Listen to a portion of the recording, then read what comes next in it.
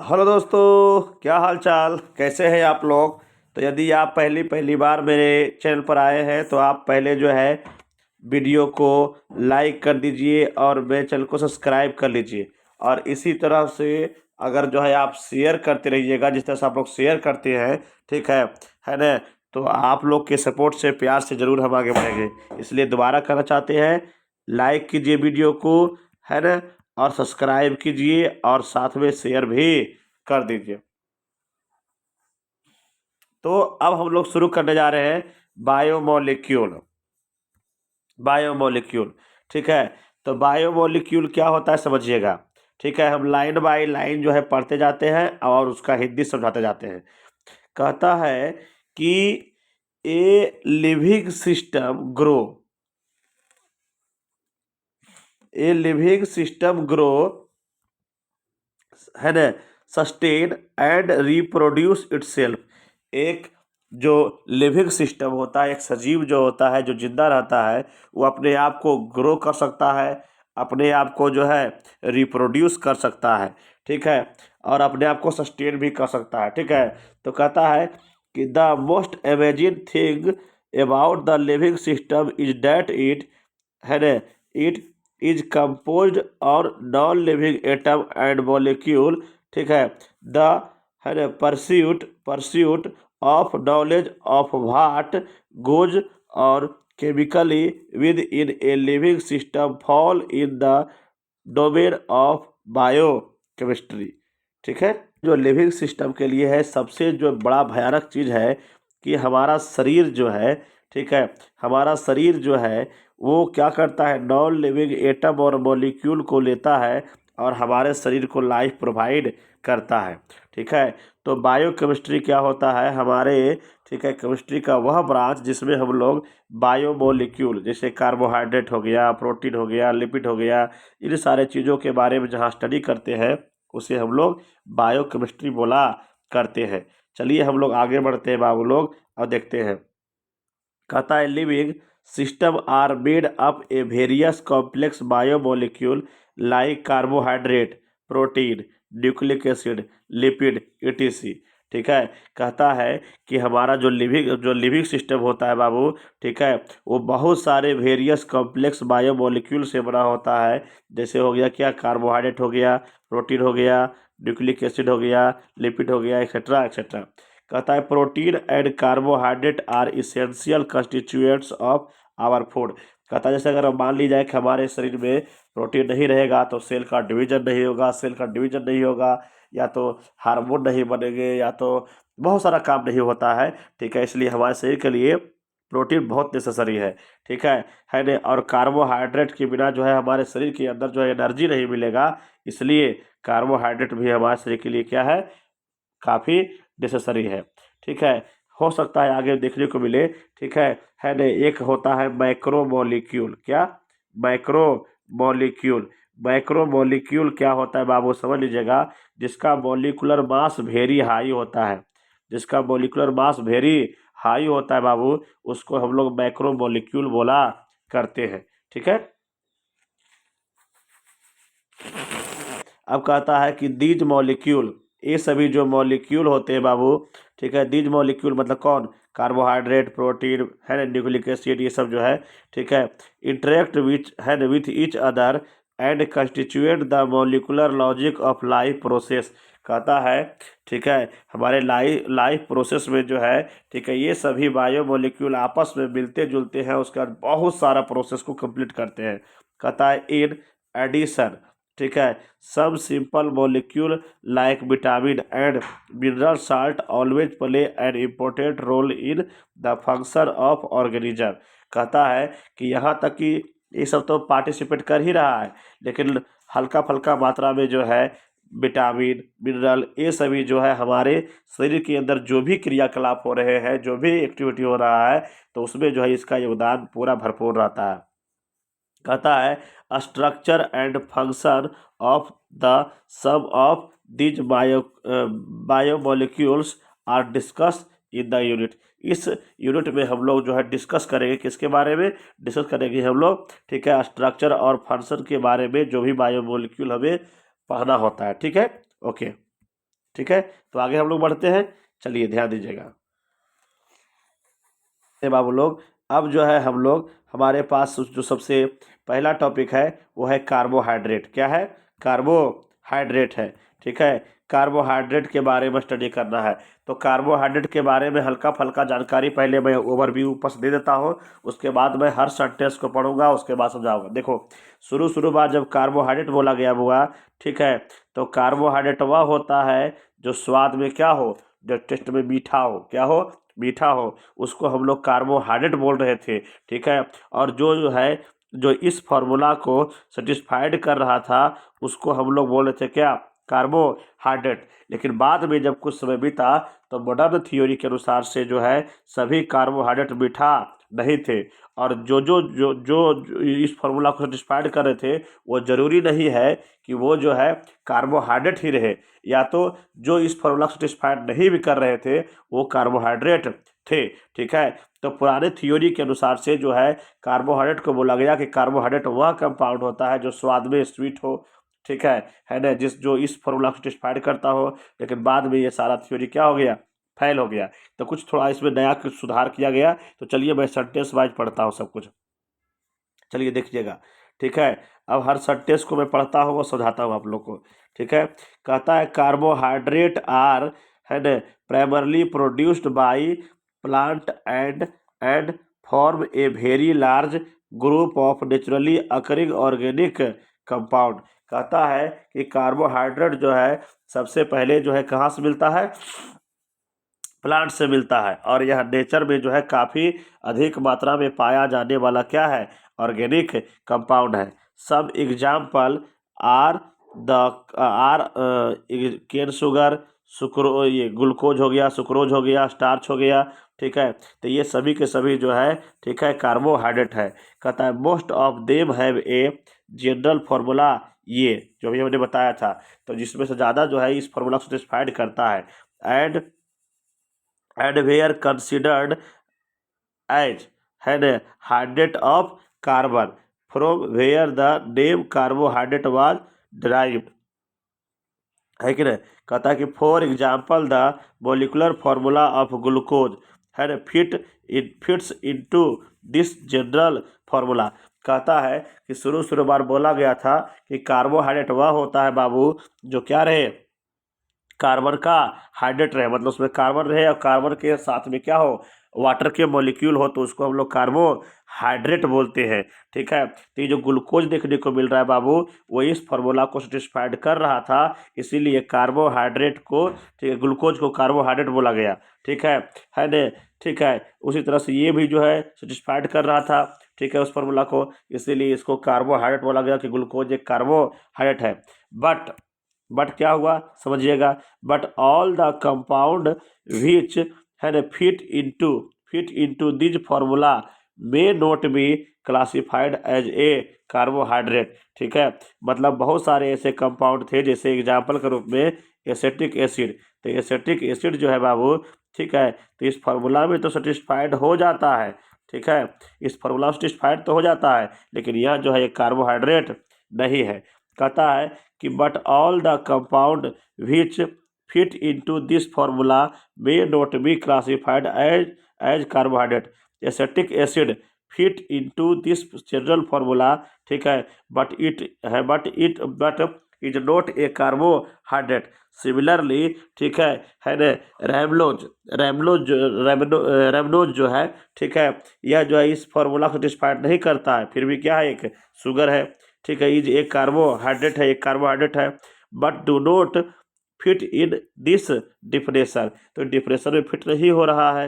ठीक है, मतलब इस फार्मूला को सेटिस्फाइड नहीं कर पा रहा है।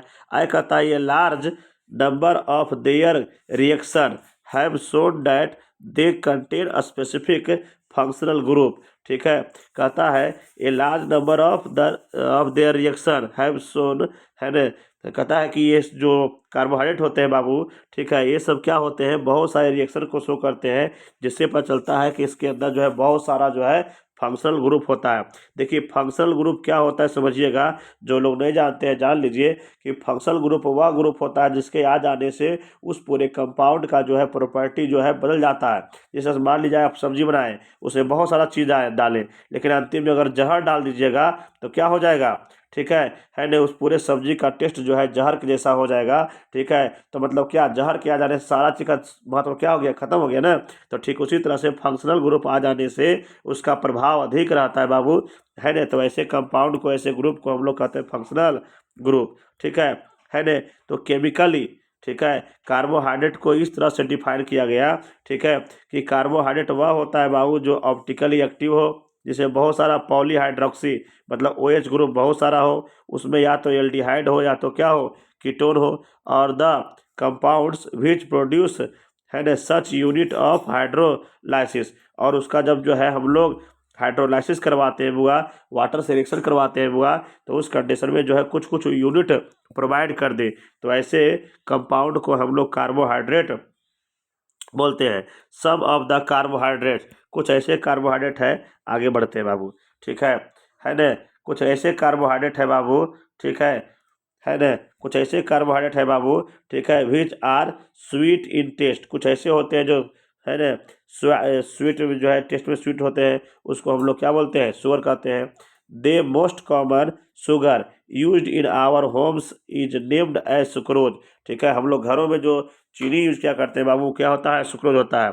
Where the sugar present in milk, जो मिल्क में जो शुगर प्रेजेंट होता है बाबू, उसको हम लोग लैक्टोज बोलते हैं।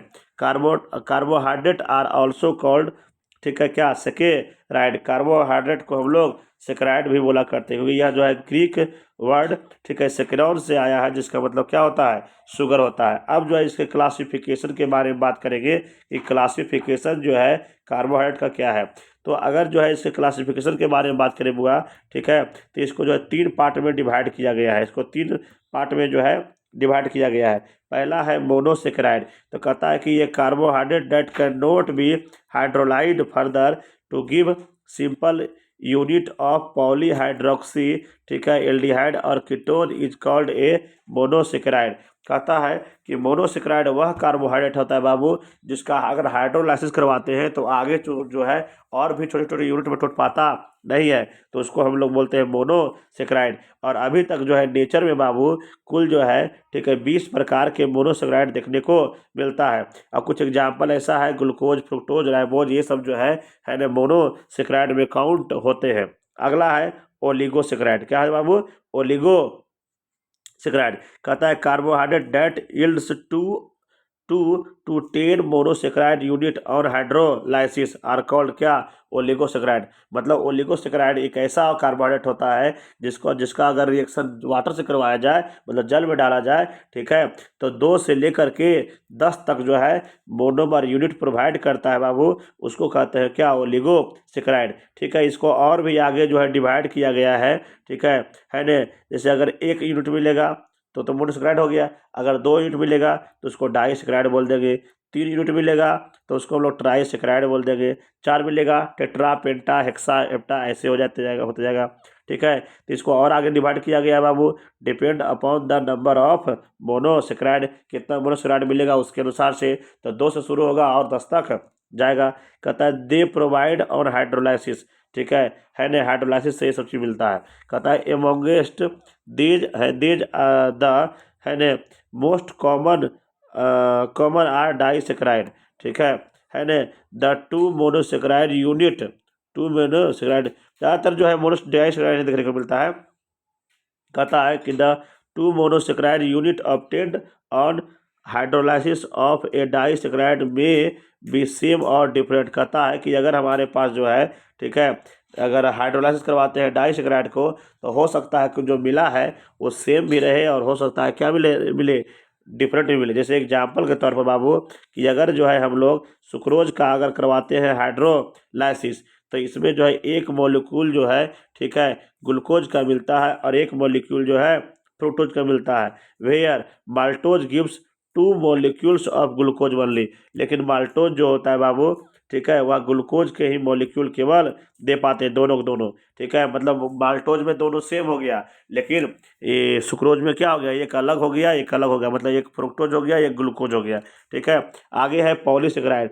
तो पॉलीसेकेराइड क्या होता है, तो नाम से पता चल रहा है कि पॉली मतलब बहुत सारा, तो वैसा कार्बोहाइड्रेट इसमें क्या हो जाए, लार्ज नंबर में मोनोसेकेराइड यूनिट रहता है बाबू, और यह जो है हाइड्रोलाइसिस से मिलता है बाबू, तो इसको हम लोग कहते हैं पॉलीसेकेराइड। जैसे एग्जाम्पल में क्या हो गया, स्टार्च हो गया, सेलोज हो गया, ग्लाइकोजेन हो गया, गम हो गया। ठीक है, तो ये सारे सारे क्या होते हैं, पॉलीसेकेराइड होते हैं। Polysaccharide are not sweet in taste, polysaccharide जो होते हैं टेस्ट में स्वीट नहीं होते हैं, hence hence they are also called non sugar, इसलिए इसको हम लोग नॉन शुगर भी बोला करते हैं। कहता है कि द कार्बोहाइड्रेट्स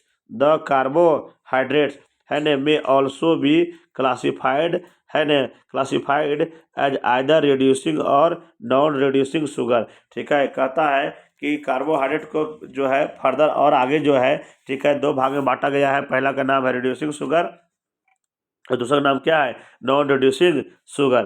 कहता है all those carbohydrate which reduce Fehling solution, है न, कहता है कि है न सभी कार्बोहाइड्रेट जो होता है वो फहेलिंग सॉल्यूशन को जो है वो है न रिड्यूस करते हैं। ठीक है न, और कहता है एंड टोलियन रिएजेंट आर रेफर्ड, है न, टू एज रिड्यूसिंग शुगर। ठीक है, कहता है कि all monosaccharide whether aldose and ketose are reducing nature, कहता है जितना भी एल्डोज और कीटोज जो होते हैं सारे सारे रिड्यूसिंग नेचर का होते हैं।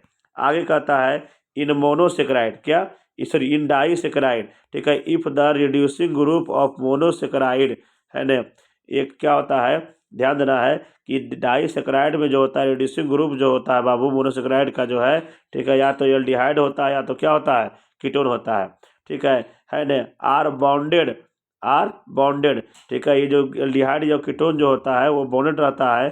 ठीक है ना, तो ऐसे शुगर को हम लोग कहते हैं क्या, नॉन रिड्यूसिंग।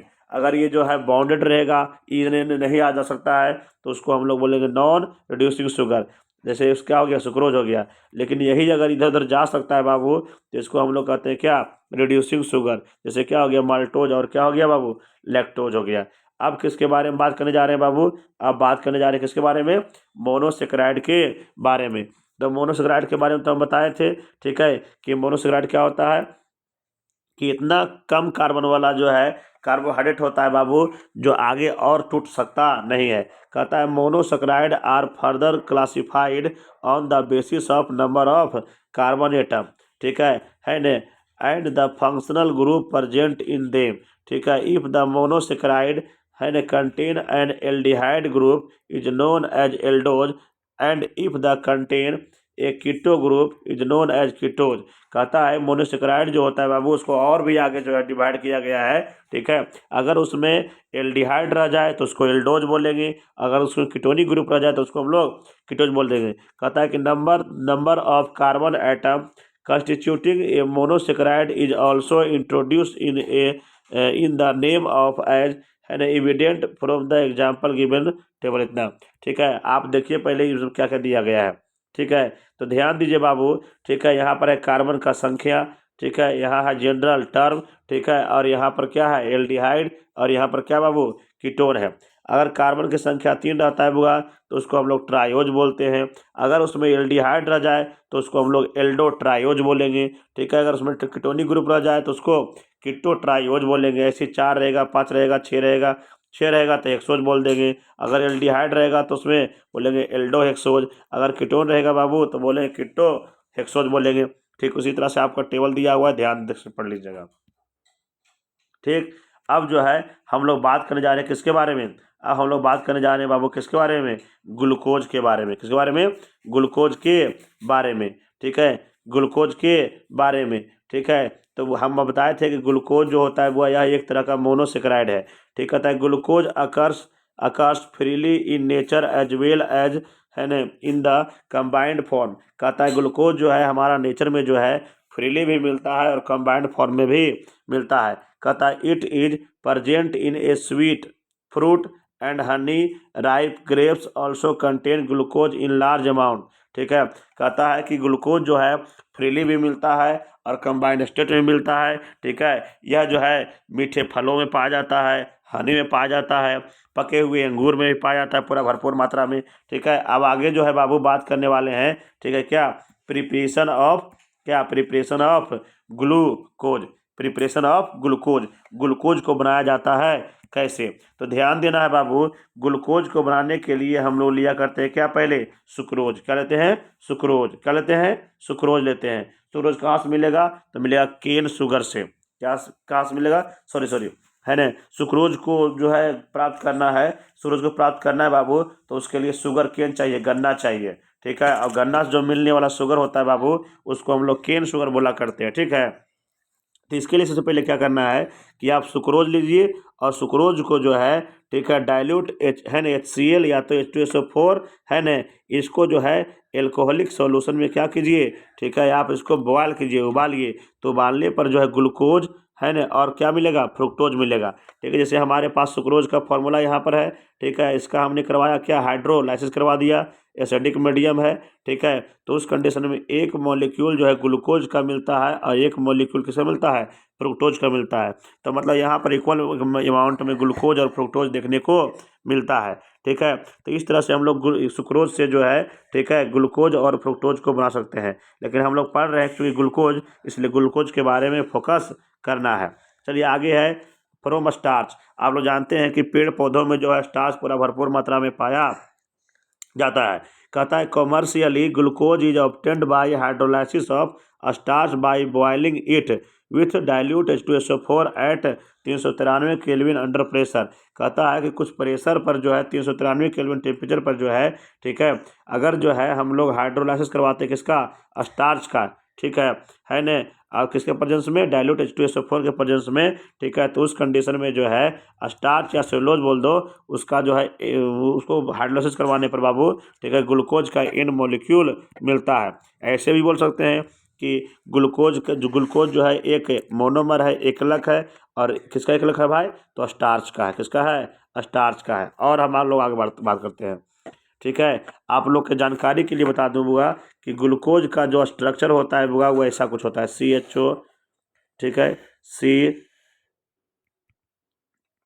ऐसा कुछ, ठीक, फिर HOH। ठीक है, ऐसा करता हूँ, यहाँ तो आ नहीं पा रहा है। ठीक है, आगे बात आएगा तो हम वहाँ से दिखा देंगे कि इसका स्ट्रक्चर कैसा होता है। ओके, ठीक है, कहता है ग्लूकोज इज है ना एन एल्डोहेक्सोज है ना, and is also known as dextrose. ध्यान दीजिएगा, पहले मैं आपका इसका जो है फिगर दिखा देता हूँ कि ग्लूकोज होता है कैसा। ठीक है, तो आपको ज़्यादा अच्छा से महसूस होगा। ठीक है, देखिए, मैं आप लोग के जानकारी के लिए बता दूं कि ये जो है ग्लूकोज का स्ट्रक्चर है, क्या है, ग्लूकोज का स्ट्रक्चर है। और जहाँ जहाँ पर कटिंग आया है वहाँ पर क्या है, कार्बन है, क्या है, कार्बन है। ठीक है, तो ये आपका ग्लूकोज का स्ट्रक्चर है। चूँकि इसमें एल्डिहाइड ग्रुप है बाबू, इसीलिए इसको हम लोग एल्डोज बोलेंगे। ठीक है, और ये जो होता है वो लाइट को घड़ी के दिशा में, मतलब क्लॉकवाइज घुमाता है। क्या घुमाता है, घड़ी के मतलब कि दिशा में घुमाता है, क्लॉकवाइज घुमाता है, इसलिए इसको हम लोग डेस्ट्रो रोटेटरी कहते हैं। और जो घड़ी को एंटी क्लॉकवाइज में घुमाता है बाबू, उसको हम लोग लीवो रोटेटरी कहते हैं। ठीक है न, जो घड़ी की दिशा में घुमाएगा उसको हम लोग डेस्ट्रो रोटेटरी, और जो घड़ी के विपरीत दिशा में घुमाएगा बाबू, एंटी क्लॉकवाइज घुमाएगा बाबू, उसको हम लोग लीवो रोटेटरी कहते हैं। ठीक है, चलिए आगे बढ़ते हैं हम लोग। ठीक है, तो हमने तो देख लिया प्रिपरेशन की, प्रिपरेशन में क्या होता है। तो इसकी कुछ छोटी मोटी प्रॉपर्टी है, ग्लूकोज का स्ट्रक्चर ऑफ ग्लूकोज है। ठीक है ना, ग्लूकोज का कुछ स्ट्रक्चर है बाबू, उसके बारे में बात करते हैं हम लोग। ठीक है, कहता है ग्लूकोज इज एन एल्डोहेक्सोज। अभी हमने दिखाया था, चूँकि इसमें एल्डिहाइड होता है वो, इसलिए इसको हम लोग एल्डो बोल देंगे। जो एक 6 कार्बन होता है वो, इसलिए इसको हम लोग एल्डोहेक्सोज बोल देंगे। अब कहता है कि इसको जो है हम लोग डेस्ट्रोज भी बोलते हैं, क्योंकि यह जो है ना, प्लेन पोलराइज लाइट को जो है क्लॉकवाइज में घुमाता है बाबू, इसीलिए इसको हम लोग डेस्ट्रोज भी बोलते हैं।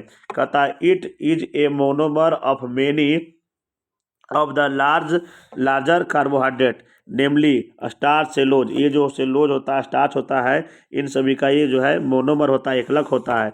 ठीक है। It is probably the most abundant organic compound on earth.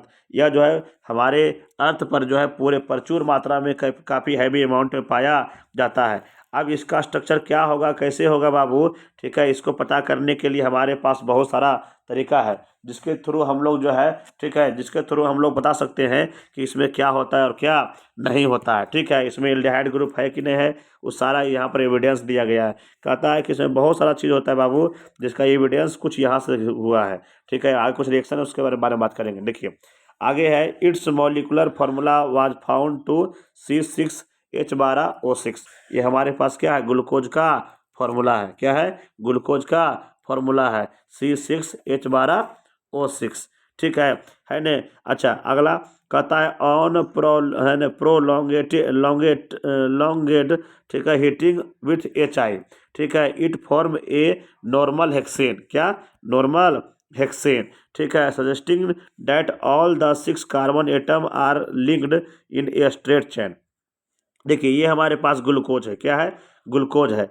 और HI जो होता है वह एक रिड्यूसिंग एजेंट के तरह काम करता है। तो देखिए है ना, ये सब चीज़ जो है एल्डिहाइड में पढ़ना होता है कि जब एल्डिहाइड का रिडक्शन करवाते हैं बाबू तो उस कंडीशन में जो है एल्केन का फॉर्मेशन हो जाता है। तो जब जो है हम लोग क्या करवाएं, ठीक है, एल्डिहाइड का बाबू हमने रिडक्शन करवाया इसकी प्रेजेंस में, तो हमने पाया क्या कि 6 कार्बन वाला लंबा चैन जो है बन गया। तो इसीलिए इसको हम लोग बोला करते हैं क्या बाबू कि इसमें जो है क्या है, इसमें क्या है बाबू, इसमें जो है एल्डिहाइडिक ग्रुप रहता है। अगला है बाबू, ठीक है, अगला आपका है क्या बाबू, अगला है ना ग्लूकोज रिएक्ट विथ है ना हाइड्रोक्सिल एमीन। देखिए NH2OH, NH2 को कहते हैं हम लोग एमीन और OH को कहते हैं हम लोग हाइड्रोक्सिल। ठीक है, तो क्या हो गया, हाइड्रोक्सिल एमीन। ठीक है, to form a oxime and add a है ना molecule of hydrogen cyanide to give cyanohydrin.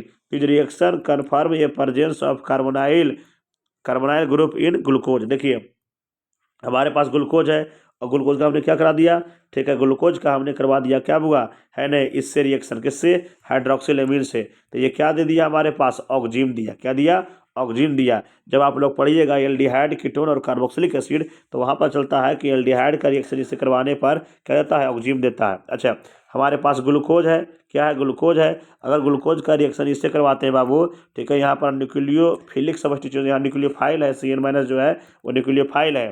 ठीक है, तो इसका रिएक्शन करवाते हैं बुआ, ठीक है, ग्लूकोज से रिएक्शन करवाते हैं बुआ HCN का, तो उस कंडीशन में जो कंपाउंड बनाता है बाबू, ठीक है, इसको हम लोग कहते हैं क्या, इसको हम लोग बोला करते हैं बाबू क्या, इसको बोला करते हैं हम लोग साइनोहाइड्रिन। क्या बोलते हैं इसको हम लोग, साइनोहाइड्रिन। तो चूंकि ये सब जो है रिएक्शन दे रहा है बाबू, एल्डिहाइड में से पढ़ना था, इसीलिए हमें पता चलता है कि इसमें एक कार्बोनाइल ग्रुप होता है। ठीक है, आगे जो है बाबू ध्यान दीजिएगा, आगे जो हमारे पास है बाबू कहता है glucose gets oxidize to 6 carbon carboxylic acid. कहता है हमारे पास क्या है, ये एल्डिहाइड है, ये ग्लूकोज है। तो ग्लूकोज में एल्डिहाइड ग्रुप होता है। तो अगर इसका रिएक्शन जो है mild oxidizing agent bromine water से करवाते हैं बाबू, ठीक है, तो यह जो है क्या बनाता है, कार्बोक्सिलिक एसिड बनाता है। एक रूल है बाबू कि जब भी हम लोग एल्डिहाइड का जो है ऑक्सीडेशन करवाते हैं ना बाबू, ठीक है, तो वो क्या बनता है, कार्बोक्सिलिक एसिड बनता है। क्या बनता है, कार्बोक्सिलिक एसिड बनता है बाबू। अगर माइल्ड ऑक्सीडाइजिंग एजेंट लेंगे तब, तो चूंकि यहाँ पर जो है कार्बोक्सिलिक एसिड में बदल गया, चूंकि ग्लूकोज से ही बना हुआ है बाबू, इसलिए इसका नाम क्या हो गया, ग्लूकोनिक एसिड। क्या हो गया, ग्लूकोनिक एसिड हो गया। ठीक है, ग्लूकोज से बना हुआ है इसलिए ग्लूकोनिक एसिड हो गया। देखिए यहाँ पर COOH हो गया है। ठीक है ना, तीसरे पर चलता है कि हाँ इसमें एल्डिहाइडिक ग्रुप रहता है। आगे बाबू ध्यान दीजिएगा, अगला पॉइंट जो है बाबू वो है क्या, एसिटाइलेशन। क्या, एसिटाइलेशन ऑन है ना ऑफ ग्लूकोज विथ है ना acetic anhydride with anhydride gives है ना ग्लूकोज है ना penta acetate with confirm to presence of क्या है ना ऑफ 5OH ग्रुप है ना, since it exist as a stable compound 5OH group should be attracted to different carbon atom. देखिए हमारे पास क्या है, ग्लूकोज था, इसका हमने करवा दिया क्या है ना, रिएक्शन करवाया एसिटिक एनहाइड्राइड से बाबू। एनहाइड्राइड मतलब जिसमें वाटर नहीं हो। ठीक है, तो उस कंडीशन में जो है यहाँ पर जो है एसिटाइल ग्रुप जो है जुड़ गया, तो इस रिएक्शन को हम लोग कहते हैं एसिटाइलेशन। और एसिटाइलेशन किसके लिए होता है बाबू? ठीक है, एल्कोहल के लिए होता है। किसके लिए होता है? एल्कोहल के लिए होता है। क्योंकि एल्कोहल के लिए होता है बाबू, इसीलिए हम कहते हैं क्या? एल्कोहल के लिए होता है बाबू, इसीलिए हम लोग कहते हैं क्या बाबू? ठीक है, कि इसमें OH ग्रुप रहता है। आगे बाबू ध्यान देना है आप लोग को कि on oxidation with nitric acid, ध्यान रखिएगा, नाइट्रिक एसिड जो होता है एक तगड़ा ऑक्सीडाइजिंग एजेंट होता है। क्या होता है बाबू? एक तगड़ा ऑक्सीडाइजिंग एजेंट रहता है। ठीक है, तो यह ग्लूकोज को जो है ग्लूकोनिक एसिड और डाई कार्बोक्सिलिक एसिड जिसको कहते हैं सैकरिक एसिड में कन्वर्ट कर देता है, जिससे पता चलता है कि इसमें जो है एल्कोहलिक ग्रुप, ये प्राइमरी एल्कोहल जो है मतलब OH ग्रुप जो है वो है। ठीक है, तो हमारे पास क्या है? ठीक है, हमारे पास ग्लूकोज है। अगर ग्लूकोज का हम लोग करवाते हैं क्या बुआ? ग्लूकोज का कराते हैं हम लोग ऑक्सीडेशन बाबू, तो उस कंडीशन में पहले जो है ग्लूकोनिक एसिड बनता है। ठीक है, और ऑक्सीडेशन करवाते हैं बुआ तो उस कंडीशन में सैकरिक एसिड बन जाता है बाबू। ठीक है, उसका जो है देखिए फिगर दिया गया है कि पहले हमने क्या किया? ग्लूकोज लिया और ग्लूकोज के हमने करवाया ऑक्सीडेशन, तो बन गया क्या हमारे पास? Gluconic acid. और इसका करवाए बाबू तो क्या बन गया हमारे पास? बोलिए, ये क्या बन गया है? सैकरिक एसिड बन गया है कि नहीं? ठीक है, चलिए आगे बढ़ते हैं।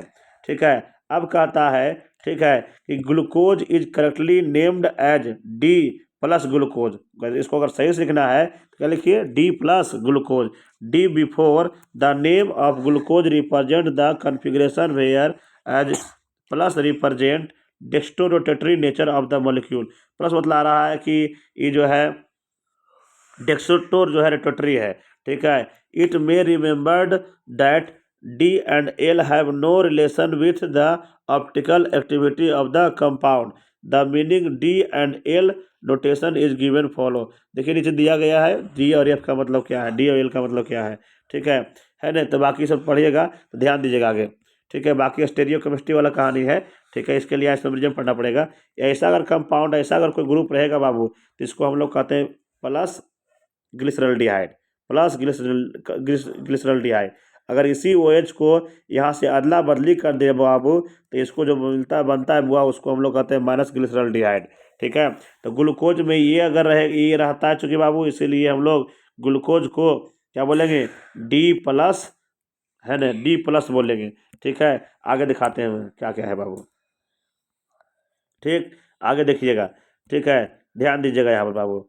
ठीक है, ध्यान दीजिएगा कि हमारे पास यहाँ क्या है? हमारे पास यहाँ जो है ठीक है ये है पूरा, ये है जिसको कहते हैं डी प्लस ग्लाइको, है ना? सॉरी, ग्लिसरल्डिहाइड है। और चूँकि एल्कोहल में ये ग्रुप दिखने को मिलता है वह, इसलिए इसको डी प्लस ग्लूकोज बोला करते हैं। चलिए आगे देखिएगा। अब साइक्लिक स्ट्रक्चर के बारे में बात कर रहे हैं बाबू। ठीक है, तो साइक्लिक स्ट्रक्चर के बारे में बात करेंगे बाबू। ठीक है, तो ये जो है कहता है कि ये सब जो है देखिएगा कि ये सब जो है कहता है डिस्पीट हैविंग ए एल्डिहाइड ग्रुप। ठीक है, ग्लूकोज डू नॉट गिव, है ना, गिव, है ना, 2,4 एन, है ना, DNP टेस्ट, स्टिफ, है ना, Schiff test, and it does not form the क्या? Hydrogen sulphide addition product with क्या? Sodium bisulphide. तो सब आप लोग पढ़ लीजिएगा, थोड़ा ध्यान से पढ़ लीजिएगा इसको, मैं आगे समझाता हूँ। ठीक है, देखिए यहाँ पर देखिए क्या हुआ है। ये हमारे पास क्या है? ग्लूकोज है। क्या बाबू? ग्लूकोज है। और आप लोग जानते हैं कि कार्बन यहाँ पर है और यहाँ पर क्या है? ऑक्सीजन है। तो इन दोनों में ज़्यादा इलेक्ट्रोनिगेटिव कौन है? ऑक्सीजन है। और यहाँ पर क्या है बाबू? डेल प्लस हो जाएगा। ठीक है, तो यहाँ वाला जो ऑक्सीजन होता है बाबू, इस पर क्या कर देता है? अटैक। जैसे ही अटैक करता है बाबू तो हम लोग जानते हैं कि कार्बन ऑलरेडी जो है यहाँ पर 4 बॉन्ड बनाए हुए हैं, तो क्या 5वां बॉन्ड बनाएगा? तो नहीं बनाएगा। तो इस कारण से क्या होता है कि ऑक्सीजन जो है एक इलेक्ट्रॉन को अपनी ओर खींच लेता है, और ऑक्सीजन एक इलेक्ट्रॉन खींच के बनाता है क्या बाबू? O minus. बाकी इस तरह से लगा हुआ है। तो यहाँ वाला जो H+ था बाबू, वो H+ इसके साथ मिल करके जो है एल्कोहल का फॉर्मेशन कर देता है। ठीक है, तो ध्यान दीजिएगा। तो ये वाला पहले आपस में मिला बाबू तो ए बनाया, जिसको हम लोग कहते हैं क्या? अल्फा डी प्लस ग्लूकोज बोला करते हैं। ठीक है, तो प्रश्न आएगा सर कि यहीं से काट लिया, यहाँ से काट लिया, तो 5 रिंग वाला जो होता है बाबू ज़्यादा स्टेबल होता है, इस कारण से ऐसा हुआ। ठीक है, और यही OH को अगर बाबू उलट दे तो इसको हम लोग कहते हैं बीटा डी प्लस ग्लूकोज बोलते हैं बाबू। ठीक है ना? इसको हम लोग बीटा डी प्लस ग्लूकोज बोला करते हैं बाबू। कहता है कि the 2 cyclic hemi acetal form the glucose, है ना differ only in configuration of the hydroxyl group है ना eight C1 called anomeric carbon, ठीक है, एंड एल्डिहाइड है ना कार्बन बिफोर, ठीक है क्या, साइक्लेशन, ठीक है, सच आइसोमर है ना दैट इज क्या alpha form and beta form art और क्या होगा एनोमर। देखिए हमारे पास अल्फा फॉर्म और बीटा फॉर्म है बाबू, तो इसको हम लोग क्या बोलते हैं एनोमर बोला करते हैं, क्या बोलते करते हैं एनोमर बोला करते हैं। ठीक कहता है कि the the six membered cyclic structure of glucose is called pyranose, ठीक है, ये कि हमारे पास क्या है ऐसा बन गया बाबू, इसीलिए इसको हम लोग क्या बोलेंगे पैरानोज बोलेंगे, ये भी अल्फा रहेगा और बीटा रहेगा, ठीक है। ओके आगे बढ़ते हैं बाबू, ठीक है, ये क्या हो गया पैरानोज हो गया, चूंकि ध्यान दीजिएगा यहाँ पर, क्योंकि यहाँ पर इसका स्ट्रक्चर जो है बाबू पैरिन से मिलता जुलता पैरन से मिलता जुलता है, इसीलिए इसको हम लोग पैरानोज बोला करते हैं। उम्मीद है आप लोग को बाबू यहाँ पर समझ में यहाँ तक समझ में आएगा, और बाकी अगर कोई दिक्कत होगा तो आप बेहिचक जो है ना पूछ सकते हैं, ठीक है, कमेंट बॉक्स में आप लिखिए, ठीक है, और हम आपकी प्रॉब्लम को सोल्व करेंगे। ओके है ना, तब तक के लिए धन्यवाद, thank you, okay bye bye, okay bye bye.